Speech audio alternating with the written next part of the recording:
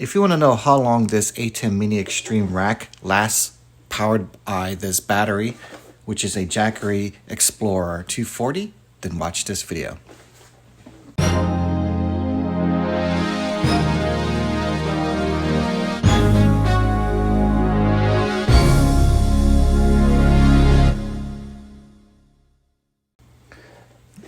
Hey, Gary Cruz with AmazeStudios.com here, and I'm going to do two tests. One with this, how long this Jackery battery can power this ATEM Mini Extreme ISO. Now, I did another test using a CAME-TV inverter. You can watch that video. Just look at the description and check out the links in the video. And then today, I'm going to do a test using this Jackery. I'm also going to check out the temperature of these hyperdecks because I'm about to install a ProCool fan to see how that's different. So that's why the video quality is not as great, because it's coming from the FLIR camera. You can see the temperature gauge. All right, so let's go ahead and get this plugged in. So I've got a couple of things in this rack. I've got this ATEM Mini Extreme ISO, a mixer, which is the Mix-Pre 3.2, some HDMI splitters, two Hyperdeck Studio HD Pluses, one for record and one for play. Let me go ahead and press record to go ahead and start this. And also I want to start the record on this. I've got an SSD M.2 card here to start that. And this can also act as my pseudo timer. So the ISO recording of all the cameras will be also recorded. I've got two PTZ cameras. These are the Canon CRN500s being powered by a switch in the back, which is a Netgear PoE switch. All right, so I switched it to the FLIR view so we can keep track of the temperature. We're about 1 minute in the recording. I wanted to keep track of the temperature of the rack itself, especially the Hyperdeck Studios, because those get pretty hot, especially on the play side for some reason. And right now we don't have a fan, but I'll be installing a ProCool fan. And I'll get this opened up later, but I'll have to overlay it because you won't be able to see it anyway on this FLIR view. So FLIR stands for Forward-Looking Infrared. If you're interested in this for your camera, just look in the description below. I'll have some links. Inside the rack, I've got a Apple TV, which is playing right now, and it's being recorded with on the left with the Hyperdeck Studio Plus HD, and also on the right, this is the Hyperdeck Studio for playback. So I've got a watt meter here, and if I switch it over to watts, it's pulling 139 watts, or about 140 watts, powering this entire rack. You'll see the other videos. Wow, that SSD is actually getting pretty hot there. This one right here. Let's see if I can point the temperature gauge on that. Oh, it's not too bad. It's at 71 degrees. I'm going to put this on the playback machine here, which is the Hyperdeck Studio Play. I want to keep track of the temperature on that thing. The Jackery is right here on the bottom. Right there. In my previous software, I was able to switch the views in real time. I'm not sure how to do that now. I'm not going to mess with it. I'll let that go ahead and record.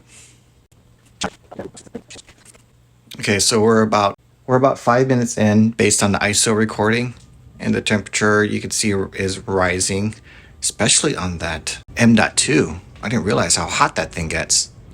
I might have to move that somewhere else. It is bright yellow. Let's just move that right over here and see.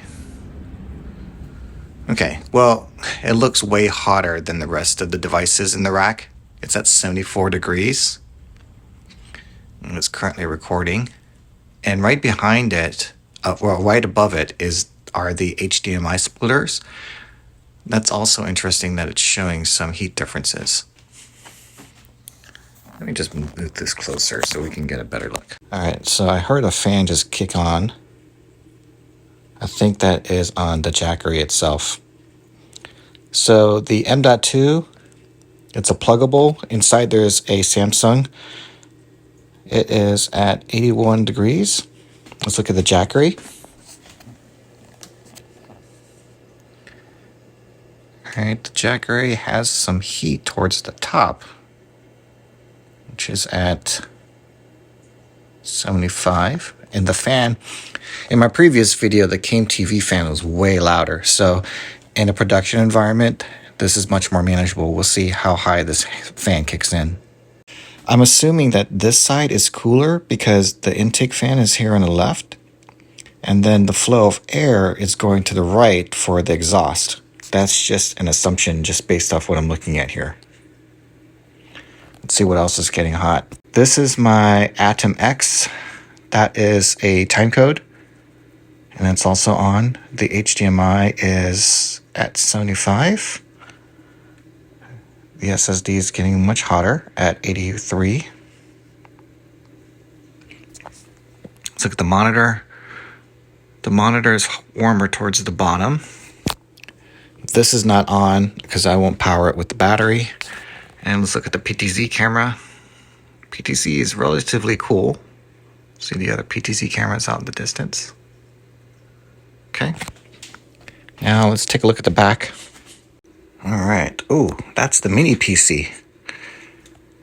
Okay, so this thing gets pretty warm too. It's currently at 84 degrees, about 83 in the high end. This is a T6 mini PC, and look for the link in the description. And right above here is the old GLNet. I haven't swapped that out yet. And right above it is a Netgear PoE switch. Let's see if there's any other heat. The other heat source is the bottom of the HDMI monitor. And the power supply looks relatively cool. Okay, let's look at the PTZ camera. PTZ is relatively cool as well. Okay, we're about 10 minutes in, and you can see that the play side is much warmer. And it's topping off at about 76 degrees. It doesn't feel warm to touch, but the SD card slots are definitely warmer than the rest, based off this thermal imaging.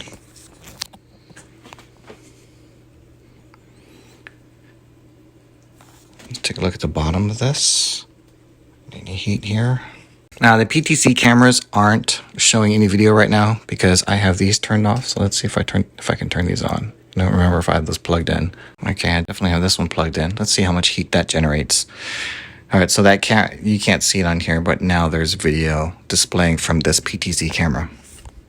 And the PTZ camera is set at 4K, and then I have the Ninja downscaling that to HD so that it can show it in the ATEM. We're about 11 minutes in. It's definitely gotten a lot hotter during a gig. And it's the HDMI splitter at 78 degrees. The M.2 at 88. If I touch it,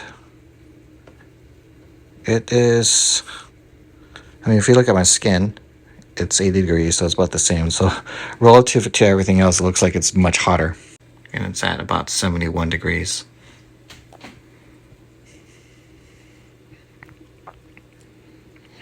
I'm going to pause here at 12 minutes, and we'll go ahead and wait till about 20 minutes in to see what the temperature difference is. And then what I'm going to do later on, after the battery exhausts on the Jackery, is I'm going to go ahead and plug in the ProCool to see if that really helps cool down the Hyperdecks. All right, so I know it's hard to watch infrared video, so here is the 4K version. This is the Jackery. We're currently at 86%, about 10 minutes in. It's outputting 171 watts. And it says we're at 160 watts here. So I'm not quite sure what the discrepancy is. I'm gonna trust this Jackery more than this device. This is relatively expensive. And up here, this is what it looks like in full color. You'll see in my previous videos that I've tested this. I've got the Canon CRN 500 connected to that Atomos Ninja 5. And that's downscaling the 4K going into one of the inputs. The other one's not on right now, or the other Ninja isn't. The battery is powering this whole setup, including the monitor and the two PTZ cameras. And I'm waiting to see how long that lasts. And then later on, I'm going to also do another thermal check on the Hyperdecks here During my last gig, this got super hot, and I was really concerned about how it can warm up everything else in this rack, so I bought a fan to hopefully cool that down. Okay, we're about 26 minutes in. I forgot that I also have a Scarhoy PTZ Pro controller connected. I turned off the Atomos Ninja because that was being powered. Typically in my gigs, I won't have that powered by the rack. It'll have its own battery. So 27 minutes in, and the temperature for the Hyperdeck is at 82 degrees. And you can see that my hand is a little cooler. And if we take a look at the M.2, oh, it's hot. It's at about 96. I feel that. It's still okay to touch. It's warm to touch, but it looks way hotter on the FLIR. And so the hottest spot here is about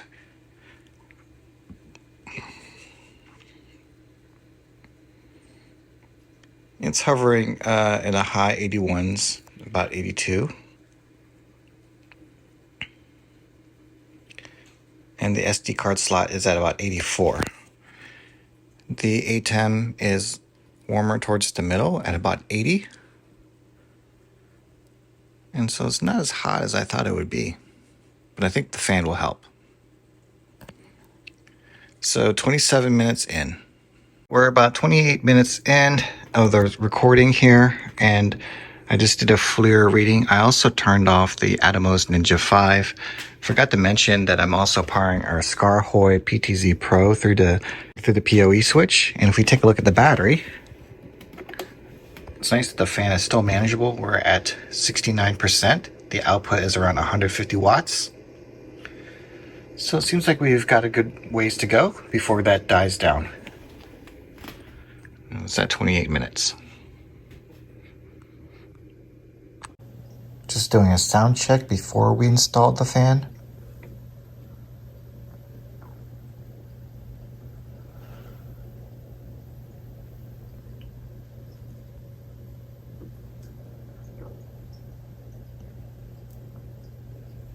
The ProCool fan comes with a thermal probe. It's connected on the back, and I have that taped on top of the Hyperdeck that acts as the play module. And as we saw earlier, that's where it gets the most heat. I know it's in direct path of the fan, but I have it pointing towards the back and towards the middle of the Hyperdeck, so hopefully it gets a more accurate temperature reading. At first, I'm like, what is this number 68? That's pretty low. And then I realized it's upside down. Let's go ahead and get a baseline of this decibels. We're using a decibel meter. Let's get this started with everything off.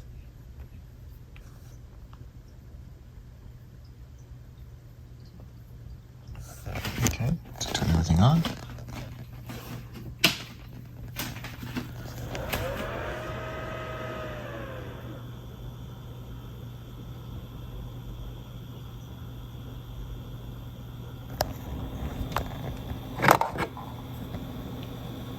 The fans are running.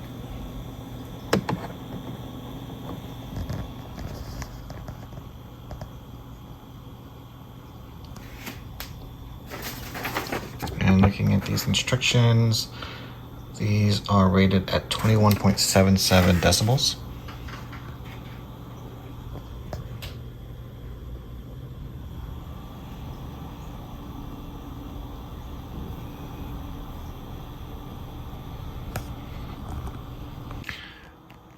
I have these currently programmed to start at 88 degrees. So if I click on program, if I click on start, you can see it starts at 89. And if I click on stop, it'll stop at 81 degrees, and there's 4 zones. So I guess it controls these. I just set them all the same because I don't really care about the zones. The current temperature is 84. So as soon as it hits 81, it should stop. And it should start when it is at 89 degrees, and I'll cool it back down. Let's take a look at the thermal readings. I have the fan installed. It's currently on. You can see the decibel readings there. And the current temperature of the probe that is on top of the Hyperdeck Play is at 84. So let's see if we can take a look from the back to see how accurate that is. So here's the back. Where's the Hyperdeck? Let's see. I don't know if I can actually see it from here. We can't. Here's the power supply.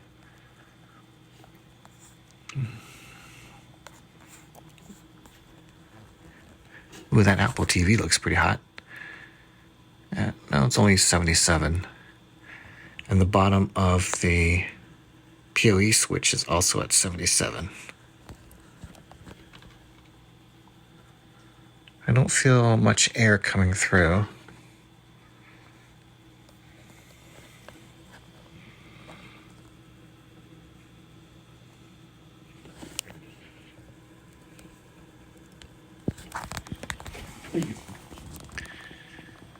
So the fan's directly over there. And it's nice because the Apple TV is in the direct path. And it's also cooling the Netgear.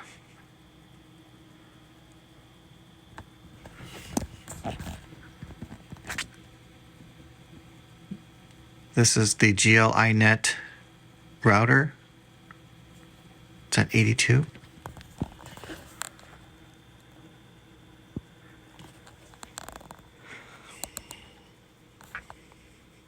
I have the ProCool high-speed version in my other rack, and it's much louder, so I like this a lot better. Doesn't look like it's going to go below 84. Alright, just for reference, I turned on the Hyperdeck Duplicator, and the fan is pretty loud. Let me just stop talking so you can see what the dB reading is on that.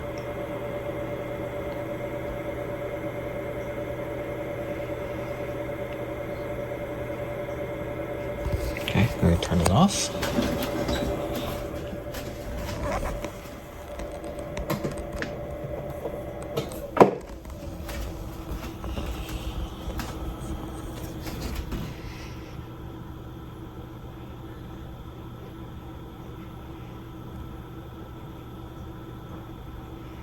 And you can see it hit about 40. Alright, just noticed that this last fan is not on. So it must have a loose wire. I turned on bypass so that it should turn on all the fans. And let me see if I can find if there's a loose connection. Alright, I've got the fan installed. I've got it programmed to go on at 91 degrees and turn off around 87. Let's see if I hit it. Yeah, it goes off at 87 and turns on at 91 degrees. And I have it all on global. So as it starts to rise in temperature, give it a second.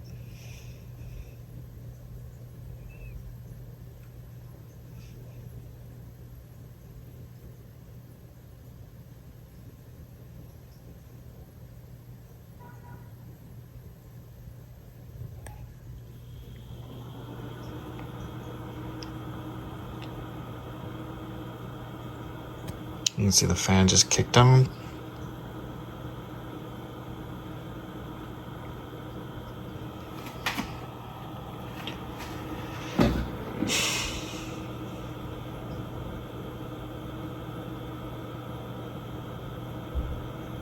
And what's nice, it actually starts to cool it off at a pretty good speed, given the fact that these fans are pretty small. Oh, here's an update. So the battery, it lasted an hour and 25 minutes. I actually had to go leave the house and came back. Everything was powered off. And I took the Hyperdeck and I plugged it in. So take a look there. So I took the external M.2 and you can see I recorded all 8 camera files. And if I preview this, it recorded for 1 hour and 25 minutes before the battery died. And just to give you an idea what an hour and 25 minutes is, it's about 2.77 gigs. And any of the cameras that didn't have any video were about 274.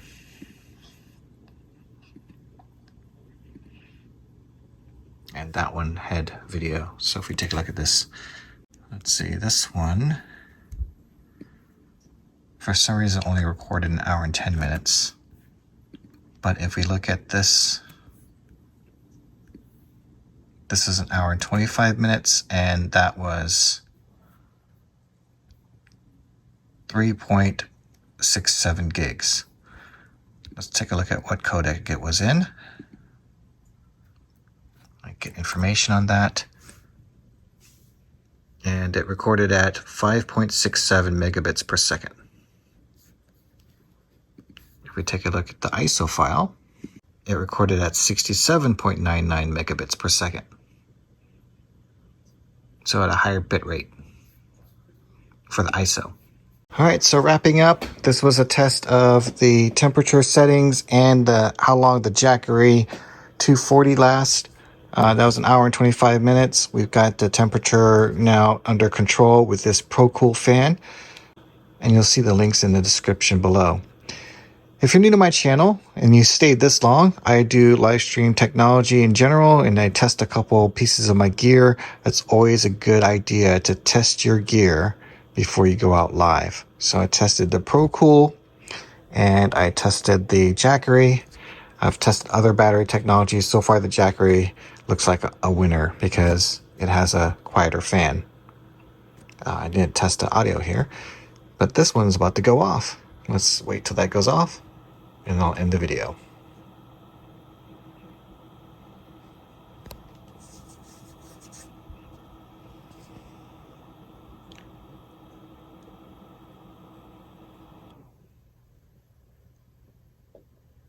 And just like that, it ended at 86 degrees.